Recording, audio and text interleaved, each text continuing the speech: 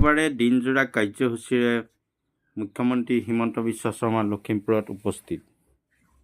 উদ্বোধন কৰিলে ২৬ কোটি টকা ব্যয় সাপেক্ষে নিৰ্মাণ কৰা ফটাহুটি ঘাটৰ ৰঙানদী দলং। ৩৭৫ মিটাৰ এই দলংখনে এতিয়াৰ পৰা পোনপটীয়া যোগাযোগ কৰিব পানীগাঁও অঞ্চলৰ লগতে বৃহৎ নাওবৈচা বিভিন্ন অঞ্চলত।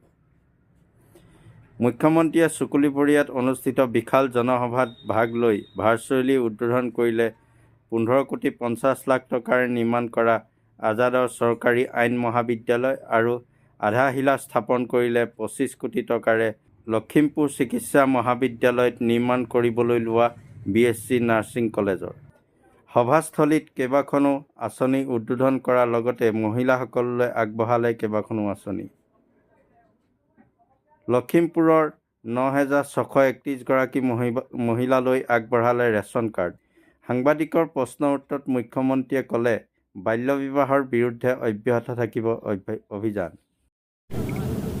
বিশেষকৈ মই দায়িত্ব লোৱাৰ পিছত ২০২১ চনৰ ১৫ আগষ্টত স্বাধীনতা দিৱসৰ পতাকা উত্তোলন কৰি মই অসমৰ ৰাইজক প্ৰতিশ্ৰুতি দিছিলোঁ যে ২০২৬ চনৰ ভিতৰত আমি অসমত বাল্য বিবাহ নিৰ্মূল কৰিম। প্ৰথমবাৰ আমি প্ৰায় ৫,০০০ ব্যক্তিক গ্ৰেপ্তাৰ কৰিছিলোঁ। তাৰ পিছত এই গ্ৰেপ্তাৰৰ সংখ্যা কমি আহিলে, প্ৰায় ২,০০০ হ'ল। যোৱাকালি নিশা দুপৰ নিশাৰ পৰা আমি আৰু এটা অভিযান চলাইছোঁ। প্ৰায় ৪০০তকৈও অধিক ব্যক্তিক বাল্য বিবাহৰ সৈতে জড়িত থকাৰ বাবে আমি গ্ৰেপ্তাৰ কৰিছোঁ।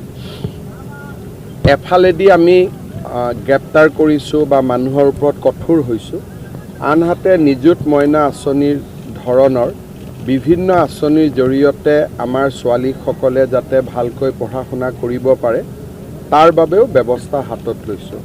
আৰু মই বিশ্বাস কৰোঁ যে ২০২৬ চনৰ আগতে আমি অসমত বাল্য বিবাহ নিৰ্মূল কৰাত সফল হ'ম। কথাটো হ'ল যে যিকোনো মৃত্যুৱে দুখদায়ক, কিন্তু অসম চৰকাৰৰ হাতত কোনোবা এজন ব্যক্তিক আমি চৰকাৰী চাকৰি দিয়াৰ আগতে পুলিচৰ অনুসন্ধান আৰু গোটেই ঘটনাটোৰ তদন্ত হ'ব লাগিব। তদন্তৰ পিছতহে আমি গম পাম যে মৃত্যুৰ কাৰণ কি। কাৰণ ব্যক্তিগৰাকীৰ মৃত্যুৰ কাৰণ এতিয়ালৈকে আইনগতভাৱে, এনেই মই জনাটো বেলেগ কথা, কিন্তু যেতিয়ালৈকে তদন্ত শেষ নহ'ব তেতিয়ালৈকে আইনগতভাৱেতো আমি নুবুজিম। যদি পুলিচৰ ভুল আছে তদন্তত ওলায়, তেতিয়া নিশ্চয় আমি তেওঁলোকক চৰকাৰী চাকৰি বা ক্ষতিপূৰণ দিব পাৰিম।